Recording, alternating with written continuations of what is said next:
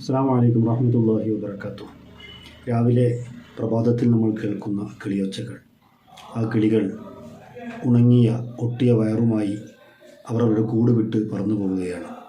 വ്യത്യസ്തമായ ഇടങ്ങളിൽ പറന്ന് അവരുടെ ഭക്ഷണങ്ങൾ, ആഹാരങ്ങൾ, അവരുടെ കുഞ്ഞുങ്ങൾക്കുള്ള ആഹാരങ്ങൾ എല്ലാം കൊത്തിയെടുത്ത് പെറുക്കി ശേഖരിച്ച് സന്ധ്യയാവുമ്പോൾ വയറ് നിറഞ്ഞുകൊണ്ട് നിറഞ്ഞ വയറുമായി അവർ കൂട്ടിലേക്ക് രാപ്പാർക്കുകയാണ്. ഈ കിളികളെപ്പോലെ ആയിരിക്കണം മനുഷ്യരാവുന്ന നമ്മൾ.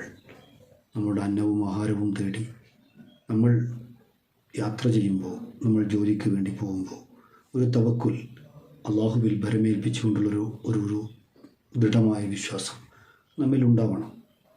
അതാണ് ഹബീബായ റസൂലുള്ളാഹി സ്വല്ലല്ലാഹു അലൈഹി വസല്ലം തങ്ങൾ ഹദീസിൽ നമ്മൾ പഠിപ്പിച്ചത്.